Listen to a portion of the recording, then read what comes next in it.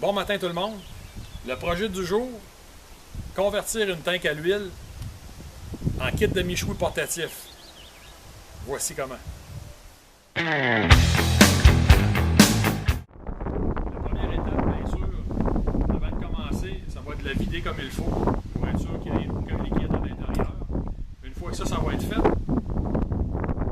si on a les pattes qui vont avec, c'est pas assez stable. Au poids que ça a, et souvent on va le surélever un petit peu, on est mieux de faire un support beaucoup plus stable, plus large, et on va y mettre des roues. On va voir comment.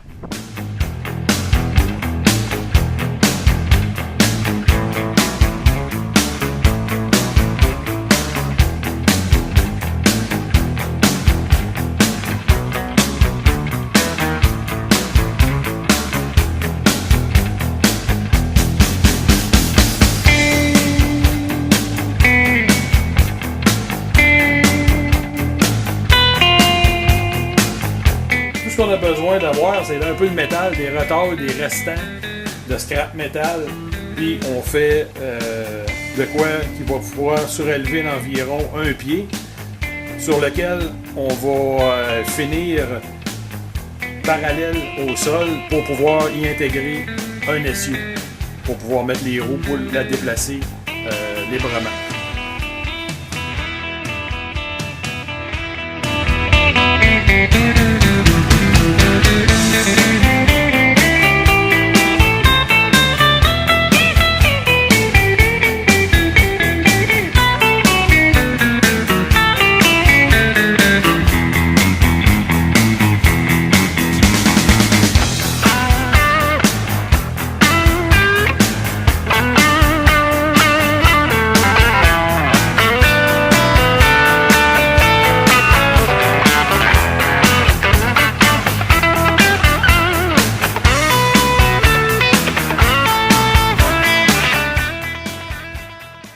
La prochaine étape va consister à faire un levier pour être capable de soulever l'unité sans trop forcer.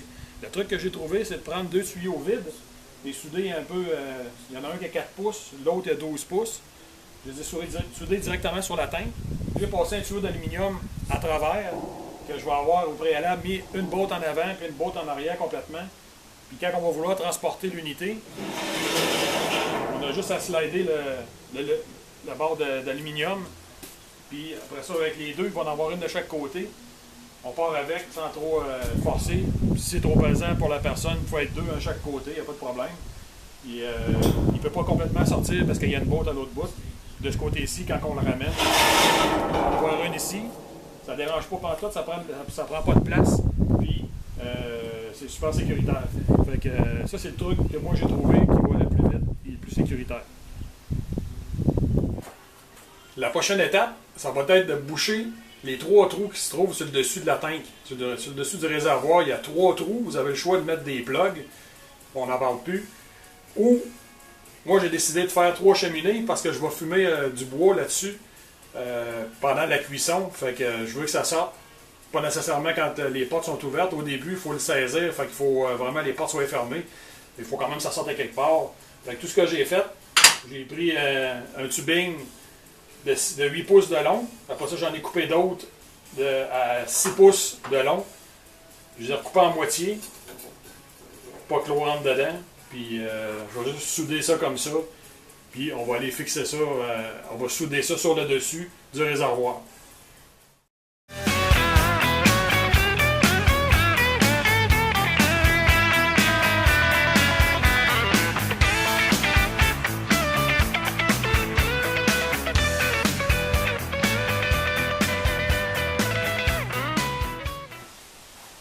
Maintenant, on a terminé l'étape des cheminées. Les cheminées sont complétées. Initialement, j'en avais 3. J'en ai mis 4. Ça avait l'air fou. Il était comme plus tassé vers la gauche. Les trous étaient là. Fait que j'en ai poussé une au fond complètement, à la même distance que la première de ce côté-ci. Ce qu'il ne faut pas oublier aussi, ce que je n'ai pas dit depuis le début, étant donné qu'on veut avoir ça mobile, on aimerait bien ça que ça rentre dans un trailer 4x8 pour être capable de le déplacer.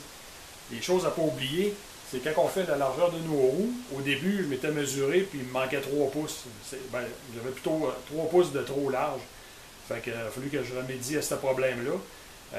L'autre chose, quand moi je vais le rentrer dans le garage pour travailler dessus, ou le serrer ou quelque chose comme ça, ben, avec les cheminées, assurez-vous qu'il va éclairer le garage. Moi, ici, à rendre, il me reste 3 pouces. Là. Ensuite de ça, si on le met dans un trailer pour le transporter, pour que ça soit sécuritaire, ben, ça va falloir qu'on fasse 2 poignées, genre ici, comme ça, pour pouvoir passer les straps, les cargo straps à travers, pour être capable là, de faire un attachement solide. Fait que ça va être ça, tout simplement des bouts de métal qui traînent comme ça. J'en ai 4 comme ça, fait que je vais être capable de faire 2 poignées, une en avant, une en arrière. Bien entendu, on va le faire à longueur comme ça.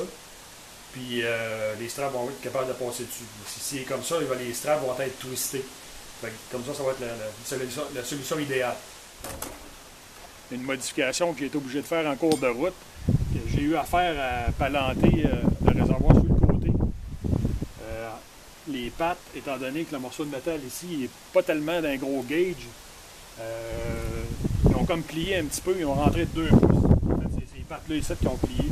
Qu'est-ce que j'ai été obligé de modifier en cours de route? Je me suis mis juste une barre transversale en dessous qui va tenir les deux, comment on peut appeler ça, les 2 supports, ce qui va lui donner beaucoup plus de corps.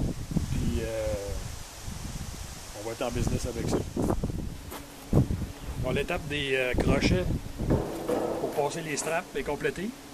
J'en ai mis une de chaque côté. Il y a une surface d'environ 4 pouces assez plat ici en bas de la tête. C'est là-dessus que j'ai soudé. Le reste, c'est ça, il fallait en faire une de chaque côté pour les attacher sens contraire dans un trailer quand on veut la transporter à l'aide d'une remorque quelconque.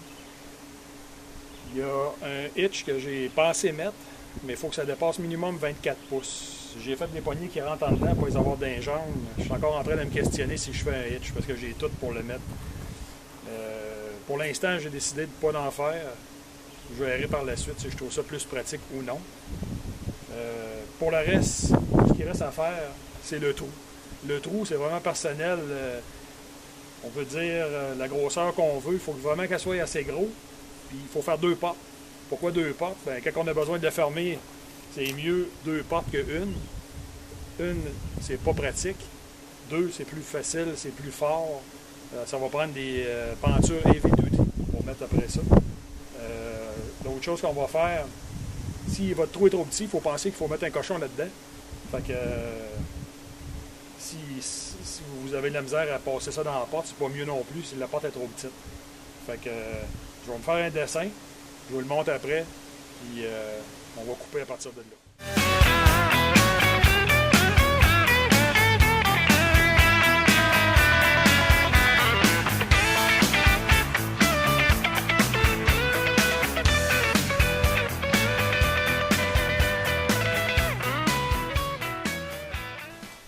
Et le traçage est maintenant terminé. Ce que j'ai fait, je l'ai rentré dans le garage pour avoir une surface plane, pour être certain d'être de niveau partout. J'ai vraiment vérifié là, que je suis au niveau partout. Comme ça, ma ligne, elle aussi, avec le niveau, elle va être droite. Ça ne jurera pas. Là, j'ai regardé les dimensions possibles que je pouvais faire. J'ai gardé 4 pouces sur les côtés, en dedans de ma porte. Puis, j'ai descendu ça à peu près à cette hauteur-là. Pourquoi? Il faut penser qu'en dessous de ça, il va y avoir du charbon, du bois ou n'importe quoi là, comme combustible. Ensuite de ça, ma porte au centre, ça va faire 2 portes pas trop grandes, mais les cochons rentrent amplement là-dedans, il n'y a aucun problème. Pas trop haut non plus, parce que si vous allez au-delà de ça, on va commencer à avoir la forme ronde, là, la demi-ronde qui va commencer à se faire. Ce qui va faire en sorte que vos portes, ils vont avoir de la misère à fermer. Il va avoir, ça va être, si on veut mettre un fer-angle, là, comme je vais essayer de faire, pour le renforcer, ben à ce moment-là, ça va être plus compliqué. Fait que si on garde la surface la plus droite possible, si je vous donne un exemple, là, si je colle mon niveau dessus, là, en bas, regardez comment il a commencé à curver. On dirait qu'au centre, il est plus exagéré que sur les côtés.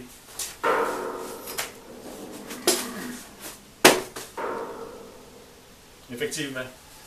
Fait que, les portes, on va regarder comment ça va aller. Là, je suis satisfait, je vais contre-vérifier 2-3 fois. Puis, je vais y aller avec ça, je vais la sortir dehors, puis je vais le couper.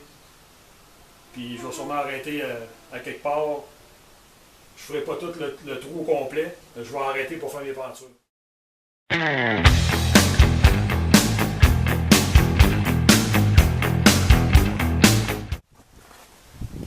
Là, j'ai fini mon pré-découpage. J'ai juste fait comme un C. Pourquoi j'ai fait ça? C'est parce que j'ai fait aussi juste le centre de la porte avec un T en bas. Il va me rester une petite craque à faire ici, une petite fente. J'ai fait la même chose de l'autre côté. Pourquoi on ne va pas plus loin? Mais là, c'est le temps de mettre nos pentures. Ça va être facile. Ils vont avoir beaucoup plus de corps puis ils vont prendre leur place exacte étant donné qu'ils ne sont pas démanchés encore.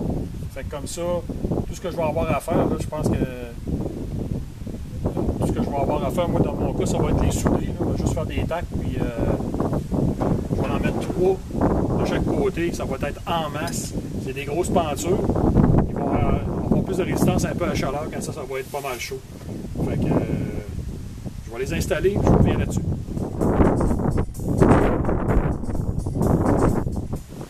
Là, les pentures sont installées. J'ai soudé 3 pentures de chaque côté. Avant d'aller plus loin, on va mettre un stopper ici. On va souder un morceau de métal qui va faire en sorte que quand la porte va rentrer, elle va accoter dessus. Parce que je ne sais pas si vous êtes capable de voir en bas. Juste quand j'ai fini de couper, là, les portes ont sorti de 2 pouces. Là, il y a comme une pression qui s'est formée. Probablement qu'elle va tout se relâcher quand le haut va être coupé aussi. Mais bref, on ne veut pas que les portes rentrent par en dedans. On va mettre un stopper en haut ici. Puis après ça, je vais mettre 2,90 degrés là. Pour que quand il soit attaché là. Pour qu'il n'y ait pas de problème que les portes avec le vent puissent s'ouvrir tout seul. Fait que on y va pour ces 2 stoppers là et la barrure au centre. Je viens de terminer les 2 barrures, les 2 loquettes de fermeture. Tout ce que j'ai pris, c'est l'excédent de mes pentures que j'avais ici, que j'ai été obligé de couper parce que ça dépassait. Je les ai pris, je les ai repliés pour prendre la forme de la tank, du réservoir. Puis une flat barre d'1 pouce que j'ai crochée au 90 degrés, avec 2 trous dedans. Ça va faire la job. Ce qui va rester à faire, c'est, quand on a coupé la porte, bien entendu, ça a fait des charpenelles à l'intérieur et à l'extérieur. J'ai passé un coup vite fait, mais je vais prendre le disque avec le papier sablé, puis je vais repasser bien comme il faut, partout, pour être certain de ne pas avoir de charpenelle, puis pas se blesser dessus surtout. La dernière chose qui va rester à faire, ça va être de passer le buffer à l'intérieur de la porte, parce que là, j'ai vu qu'il y avait de la rouille dedans, puis ça va être super bien propre, mais que j'ai fini avec ça. Ensuite de ça, il va rester la peinture, puis il va falloir que je détermine laquelle je vais choisir. Puis une fois ça va être fait, on va passer à l'étape suivante, qui est de brûler tout l'intérieur, l'excédent d'huile, de senteur qu'il y a, avec un feu qu'on va faire à l'intérieur. Puis quand ça va être fait, ça va être l'ajustement de la hauteur de mon moteur que je vais faire en dernier complètement. Fait que... on y va pour la prochaine étape. Une petite modification de dernière minute, ce que j'ai décidé de faire pour donner du corps au boîtier. J'ai tout simplement mis une barre en T. Je l'ai soudée par en dedans. Parce que quand je l'ai mis avec des vice grips, là, ça faisait le wave tout le long. On voyait qu'il manquait de corps un peu. Ce que ça donne de plus, c'est que les portes vont venir se former bien étanches dessus. Puis on ne voit pas le jour comme on le voit en haut là. Ce que je vais faire, je vais en mettre une en haut aussi. Fait que ça va être super pour ce côté-là. Ça lui donne vraiment, vraiment beaucoup de corps. Puis en haut, c'est la même affaire. Là. Si je regarde en dessous, là, il s'en va un peu tout en biseau comme ça. Là. Fait que en donnant un autre barre en haut, plus celle du bas, ça va être A1. Ça va avoir beaucoup plus de corps qu'il y en a là présentement. En bas, ça fait super bien. Puis en plus, si je veux y donner plus d'étanchéité, la barre est remplie de trous. Fait que j'ai juste à mettre une pincette, puis elle va fermer comme il faut en bas. Ça va être la même chose quand ça va être fini en haut. Fait que je vais pour en haut, faire la barre pour souder la barre en haut, puis on revient après ça.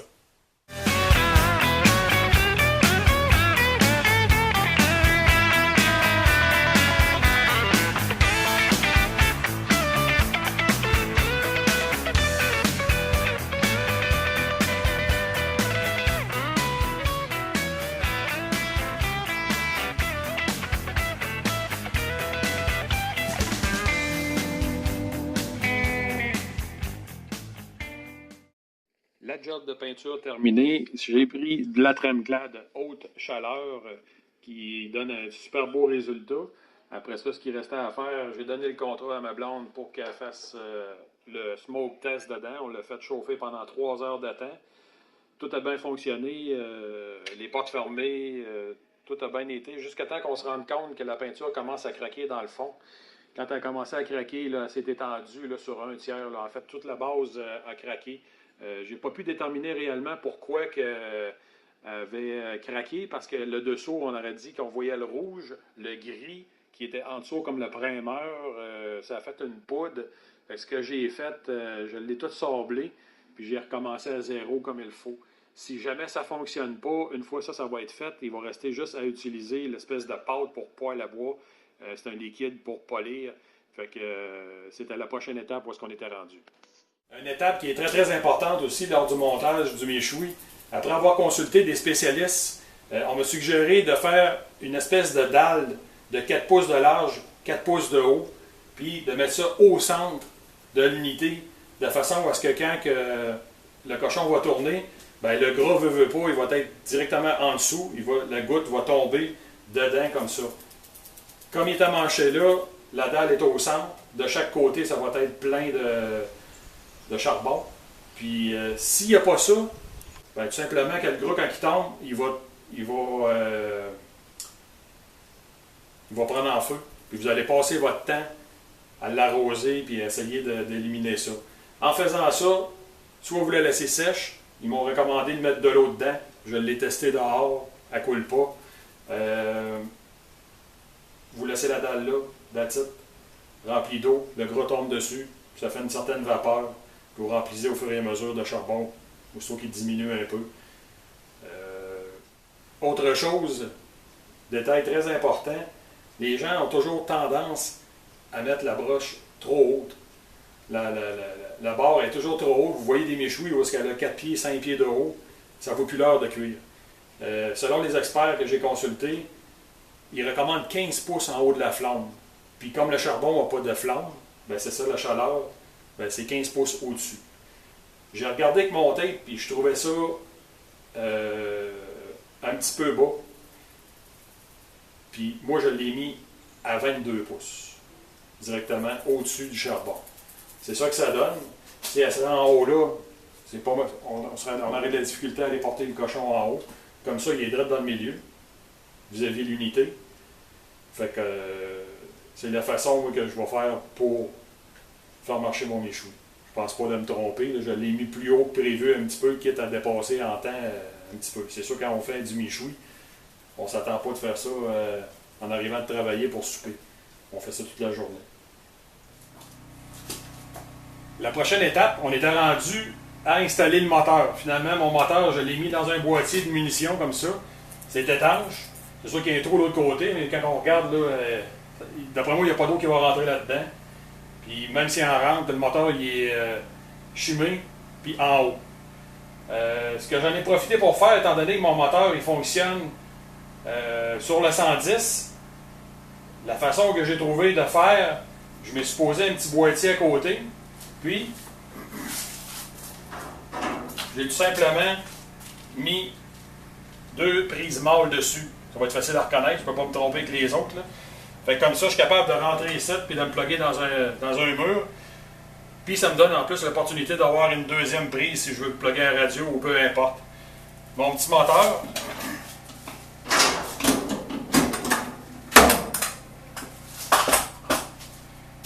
Tout ce que c'est, je vais vous le montrer un petit peu mieux. Pour revenir à mon moteur, le petit boîtier qui est à l'intérieur, c'est mon unité complète qui forme le moteur. C'est un ensemble de gears qui est graissé à vie. Le boîtier est étanche, on n'a pas besoin de le graisser. Comme ça sauve bien des petits problèmes. Puis, mon courant, comme je disais, qui passe dessus, fait virer mon fan pour refroidir l'unité. Puis j'ai déjà un espace de presque 1 pouce en arrière. Quand la chaleur va sortir par le gros trou que j'ai fait pour faire passer le shaft, mais la chaleur peut aussi sortir par là. De toute façon, il est fait pour être chauffé, ce moteur-là. C'est pour ça qu'il y a un fan. Puis il n'y a aucun problème. On peut mettre facilement 110 livres de cochon là-dessus, puis il n'y aura pas de problème, il va tourner tempête. Après ça, c'est un 6 révolutions minute, si ma mémoire est bonne. Puis, comme je disais, c'est une unité sans entretien qui facilite l'opération. Là, on va voir la complexité que j'ai eue avec l'autre côté pour la rod. Je vous montre ça.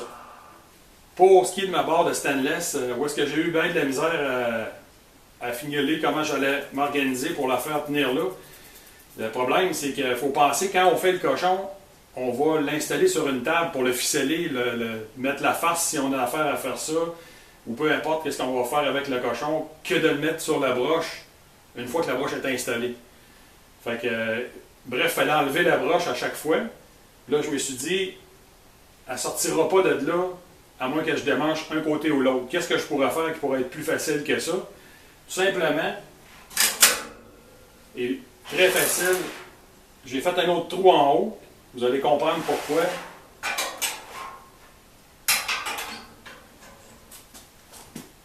Il y a une cutter pin qui tient, qui sert à barrer ça sur le moteur.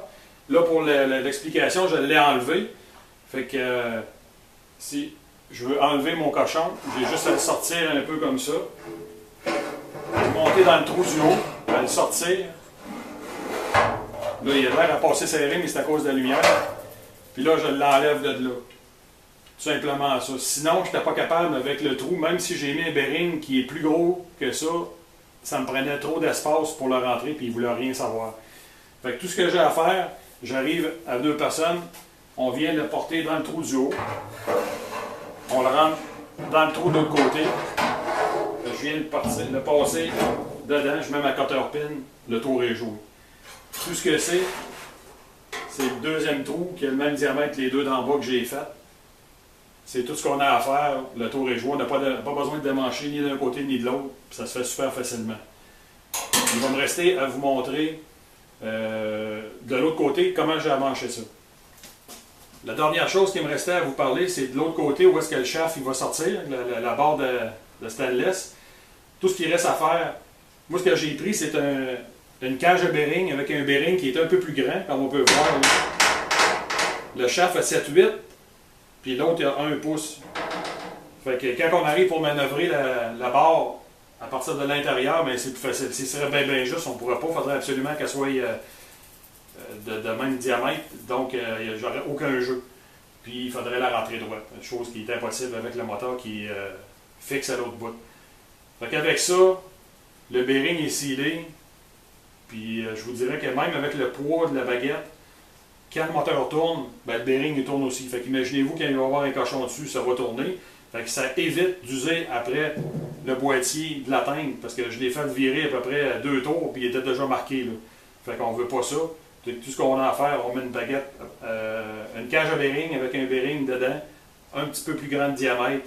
Puis quand on arrive pour la passer, on peut la passer de travers dedans. Puis il n'y aura pas de problème, ça va bien aller. Il ne faut pas qu'il soit serré, ça c'est sûr et certain. Les fourchettes, il y a plusieurs modèles de grosseur que vous pouvez vous faire ou vous acheter, dépendamment du cœur de votre barre à méchoui. Si vous avez des petits morceaux, des petites pièces, ça ne veut pas tout le temps dire qu'on fait des cochons là-dessus. On peut prendre des petits morceaux de viande quelconque, là, peu importe. Vous pouvez prendre des petites longes, des plus grosses longes de porc, ou peu importe.